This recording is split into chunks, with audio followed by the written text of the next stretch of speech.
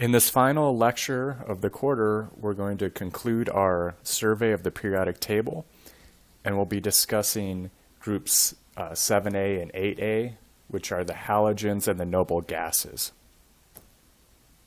So starting with group 7A, or 17, these are the halogens.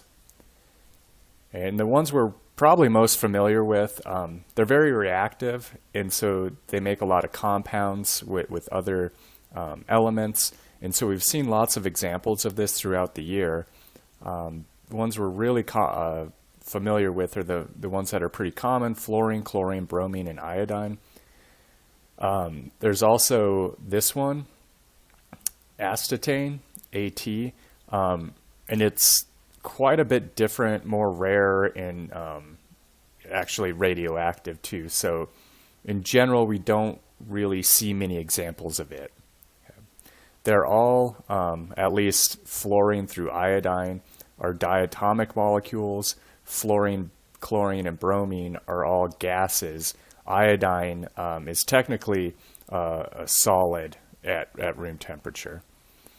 Right. They all have the S2p5 valence electron configuration, and that means they only need one electron to fill their octet, so that's why they're very reactive. So what halogens will do to get this one electron will be gaining one electron from a halide anion, or share an electron pair with a nonmetal atom. The reactivities of these halogens decrease down the group, and that reflects the decrease in electronegativities down the group. Right, here are the bond energies of and bond lengths of the halogens if we look at their diatomic molecules. So the bond lengths go down, as you'd expect. As you go down that group, the atoms are going to get bigger, right?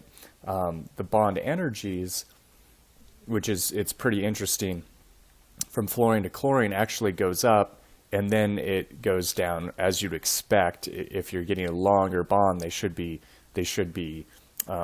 longer bonds should be weaker. So F2 is kind of this outlier.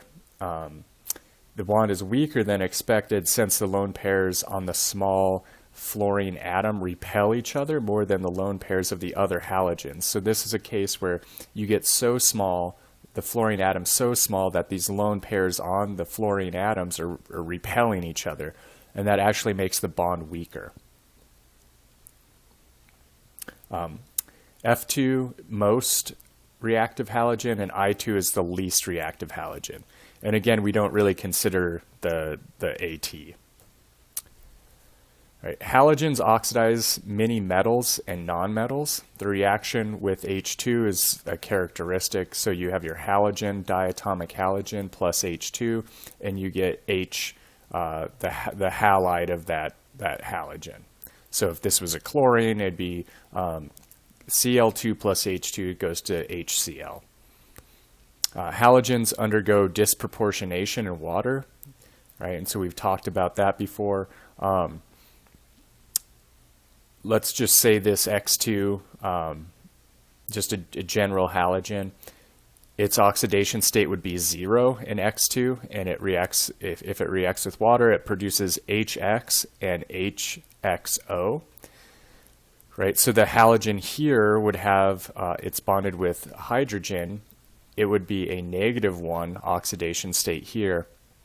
When they're bonded with oxygen, it'd actually be a +1 oxidation state. So that's the disproportionation. You're splitting something, and part of it's getting reduced and part of it's getting oxidized. Right.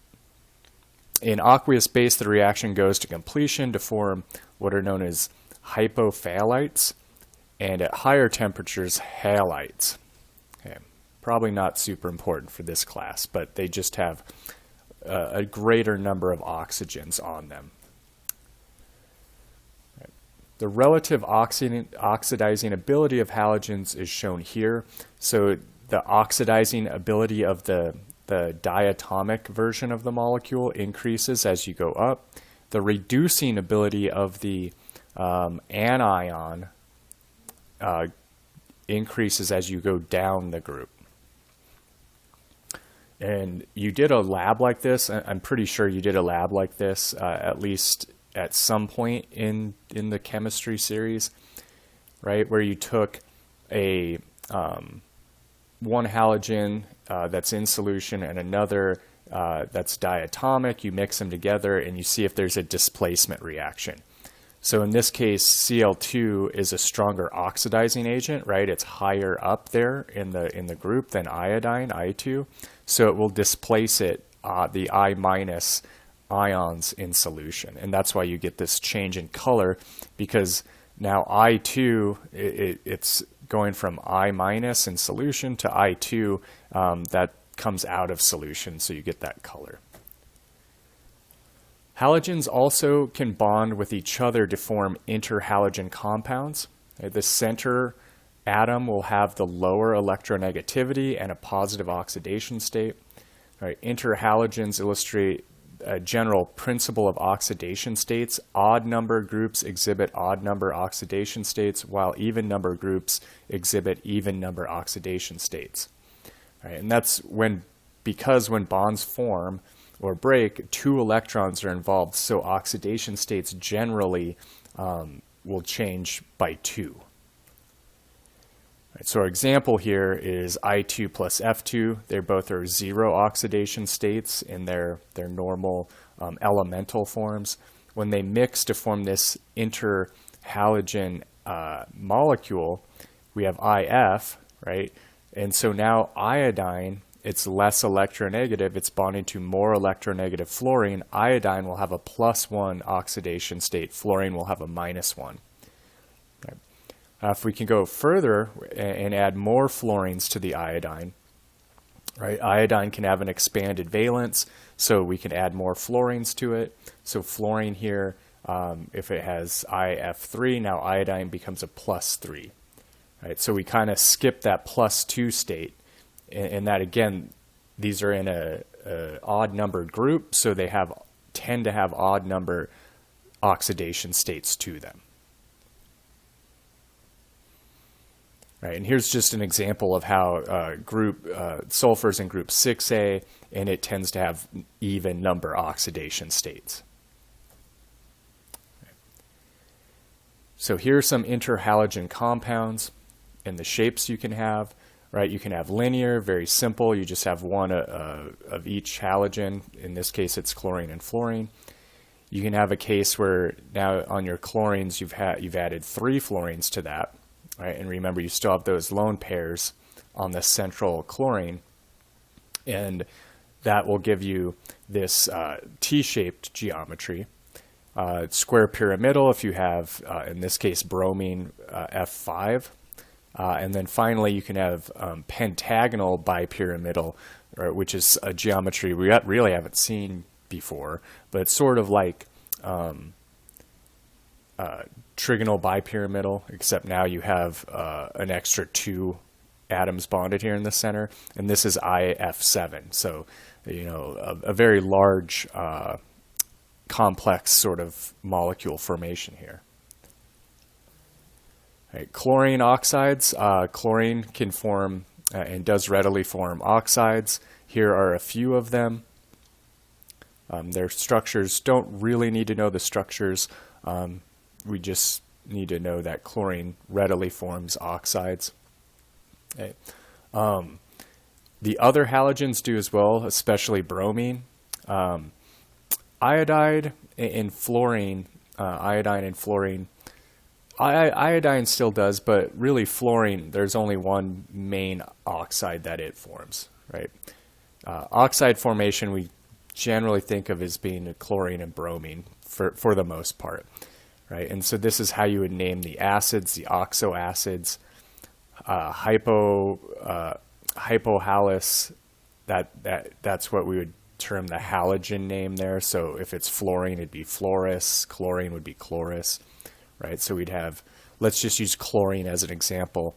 So in this general formula, it's hypochlorous acid, then chlorous acid, chloric acid, and perchloric acid, right, would be the names of these compounds. Right. If we look at the relative strengths of these oxo acids, the relative strength of these depends on both the electronegativity and the oxidation state of the halogen. So the oxo acids with the halogen in the same oxidation state, if we're comparing just the same oxidation strength state, the strength decreases as the electronegativity decreases. So it'll decrease down the group if you're in the same oxidation state, i.e. the same formula of the oxo acid. For oxo acids of a given halogen, the acid strength decreases as the oxidation state of the halogen decreases. So again, you're a stronger acid if you have more oxygens on you, right? If you have fewer oxygens, you're going to be a weaker acid. So we've kind of seen that before in some of the other groups with the oxo acids. Another important compounds that are made with halogens are what are known as chlorofluorocarbons, or CFCs. And halogens, because they have that one electron, they're very similar to hydrogen in that they need, in their way, they need one electron, so they react very readily with carbon, the same way hydrogen does. So they can form bonds in hydrocarbons and replace hydrogens. And so CFCs are fully halogenated hydrocarbons that contain only carbon, chlorine, and fluorine. Right. And so this is an example of one. This is dichloro-difluoromethane, which is also referred to as R12 or Freon 12, CFC 12. Okay, so there are many different types of these. They were widely used as refrigerants and also in aerosols and solvents, but because they contribute to ozone depletion, they've really been phased out by what was known as the Montreal Protocol. And they're replaced with some compounds that have more hydrogens in them that do not have the same effect on the ozone. All right, and so why is this important? Don't need to know this reaction or these reactions for this class, but if you're interested, if you don't have stratospheric clouds, and that's the case for a pretty good portion of the Earth, where you get these clouds primarily, the big ones are at the poles, and so that's why the polar ozone layer is really most affected by this. But when you don't have this, the reaction that occurs with ultraviolet light and ozone, if you have free chlorine around, and that comes from the CFCs in another reaction that we don't really show here. But if you have that around ozone and ultraviolet light, you can get release of the chlorine from the CFCs, and that reacts with ozone to form this ClO, and then you also get reaction with NO2 to form this compound, ClONO2, and that sort of acts as a reservoir, if you will. And with through methane, you can also get reservoir of HCl in the atmosphere. Okay, when this does interact with these stratospheric clouds, what you get in them are these little ice crystals that give you nucleation sites. And when those are present, this becomes Cl2 gas. That then in turn reacts with ozone to form ClO, and that really depletes the ozone layer. It converts it into oxygen in this sort of cycle here.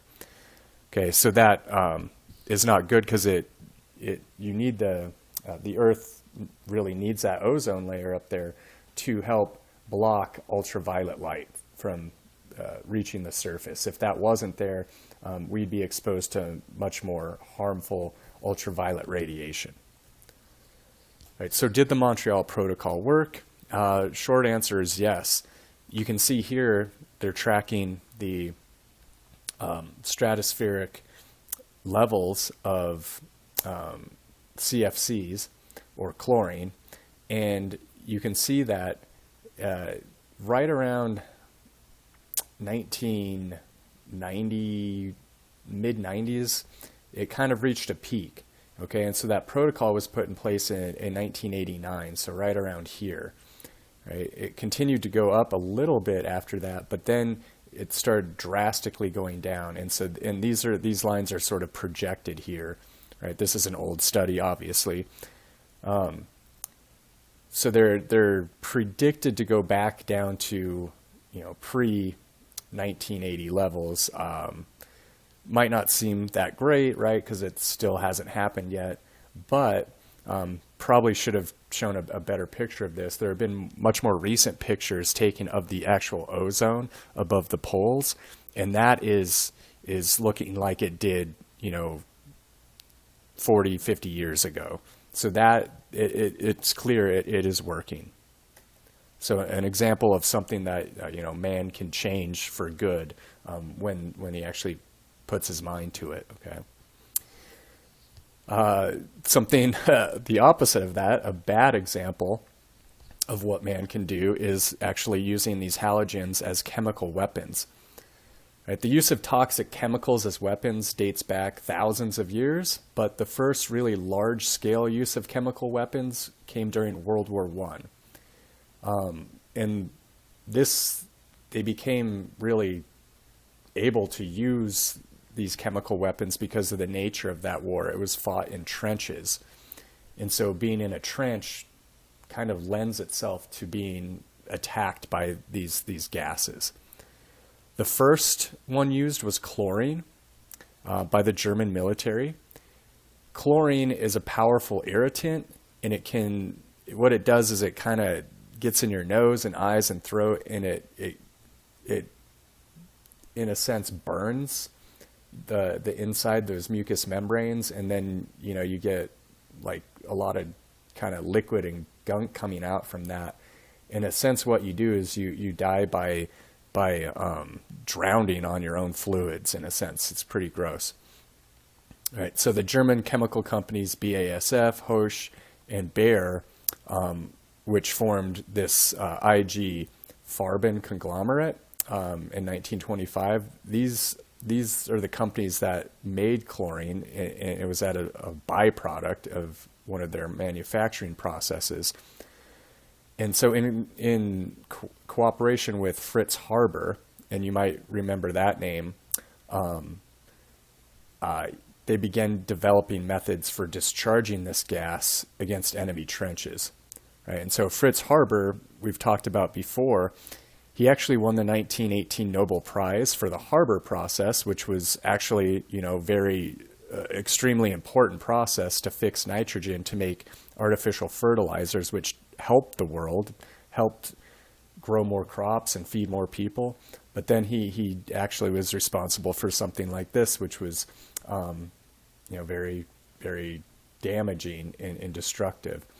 In April and May of 1915, Germany, under the direction of Fritz Haber, used chlorine gas against the Allied troops in the Belgian town of Ypres.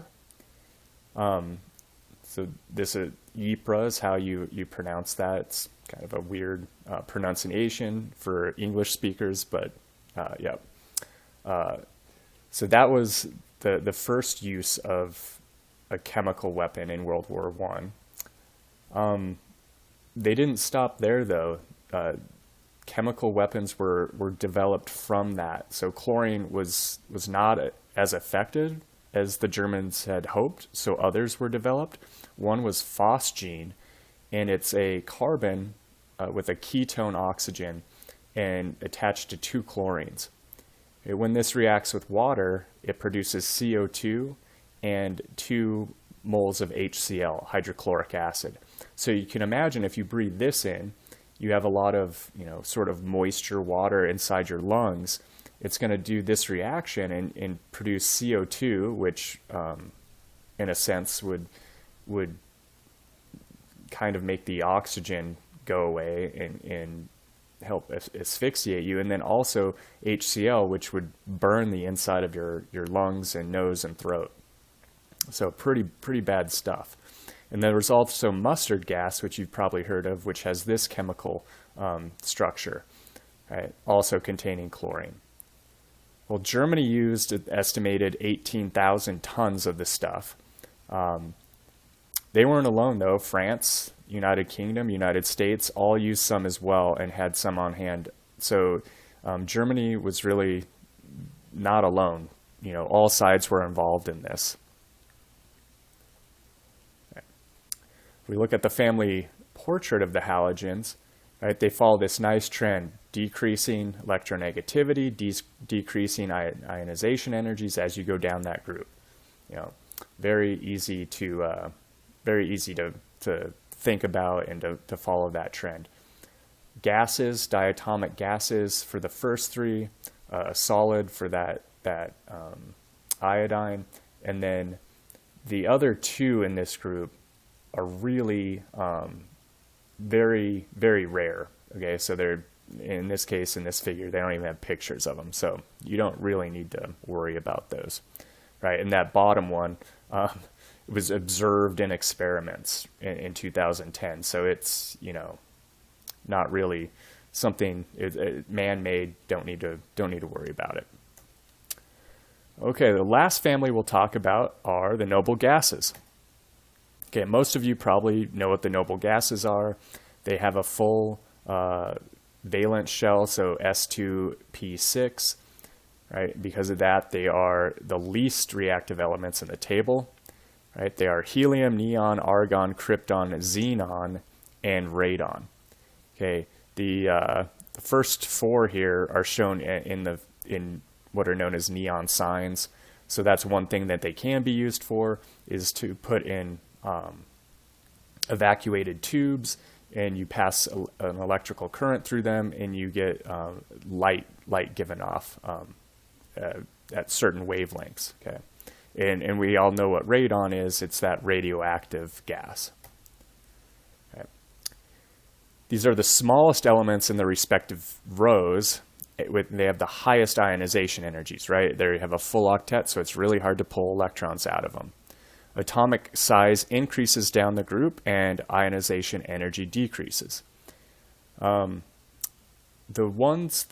sort of interesting part about these, we say they're, you know, noble gases because they don't react with anything else, but that's not technically true. Krypton, xenon, and radon can actually form compounds. And we've seen examples of this when we talk about Lewis structures in molecular shapes and general chemistry. We mentioned, you know, xenon can technically have expanded valences, and so we use xenon with fluorine, those compounds, to illustrate that. Right. Xenon is the most reactive noble gas. It exhibits all even oxidation states from +2 to +8. And here's an example of one compound it forms. Tend to be with really electronegative things like fluorine, but xenon tetrafluoride, and here these are crystals of that. Right. Helium is the noble gas in the top of the group. It's named after the Greek titan Helios from the sun, and that's because it was detected on the sun as spectral lines before it was actually found on Earth. Right, so that's pretty crazy. It was found on Earth late 1800s, right? And then in 1903, large reserves were found in the U.S. natural gas fields, and they're still the largest source of production for the gas today. Okay, so it's due to, I believe, radioactive decay deep in the Earth, and these decay processes produce helium. And at the end of some of them, and so that gets trapped in these gas wells. Okay. What helium, I should say, is primarily used for is in its liquid form, and that's in cryogenics. So and it says here about a quarter of the production of helium is used for this, and in particular, it's the cooling of superconducting magnets, and these are in the field of magnetic resonance, where you need these big magnets, superconducting magnets. you need to keep them very cold for them to have the superconducting properties, and that's in MRI machines and also NMR spectrometers in the lab. Right, and so at a certain time, I remember there was like a shortage of helium. I used helium in the lab a lot in grad school, like big tanks of it to cool down our experiments. And at one point, there was kind of I don't know if it was a shortage, but there was just like a limit set by the government on how much you could have. So you could only have one tank a month, I think it was. So it was being rationed because it was sort of like a strategic stockpiling of it. Why it was used, it gets down to much colder temperatures. You can get down to colder temperatures like 4 Kelvin, whereas liquid nitrogen is not as cold. Right. So neon, you're probably familiar with that name because of neon lights, right? And what a neon light is, it can be any of these noble gases, not just neon, but that's kind of where they get their light names from for these lights. So you apply a voltage to the bulb, and this voltage strips some neon atoms of an electron, so the electrons kind of get bumped off of some of them, right? And then you form a plus charged gas or plasma, and that's in this green. Right? Electrons move to the positive electrode, plasma move towards the negative electrode. During the movement, the plasma and electrons bump into intact neon atoms, which are shown there in orange, and they thereby excite an electron into a higher energy orbital. So you get this excitation of an electron of these intact neon to a higher energy orbital, and then they can relax back down, and when they relax back down, they give off a photon. And in this case, neon is generally red. Okay. Argon, a member of this group. Argon, you might have heard of it in argon ion lasers. These were invented in the 60s, 1964, by William Bridges at Hughes Aircraft Company, and is one of the family of ion lasers that use noble gas as the active medium. So argon ion lasers are used for retinal phototherapy, lithography, so actually like engraving, laser engraving on things, and pumping of other lasers. Right, so argon ion lasers emit at 13 wavelengths throughout the visible and ultraviolet spectra, and these include the following wavelengths. Okay, don't need to know those, don't really need to know in that much detail. The most commonly used wavelengths are in the blue-green region of the visible spectrum. Right, so if you're curious what a laser is, you pump up electrons into higher energy orbitals. They kind of relax down to these transitions, which give off the laser wavelengths. And then you have other decays that go back down into the ground state. Right, and so I think, you all kind of know what lasers look like, and they can be used, and this is an example of how it can be used in eye procedures. Radon gas we've talked about this when we talked about nuclear chemistry. It's, again, the second leading cause of lung cancer.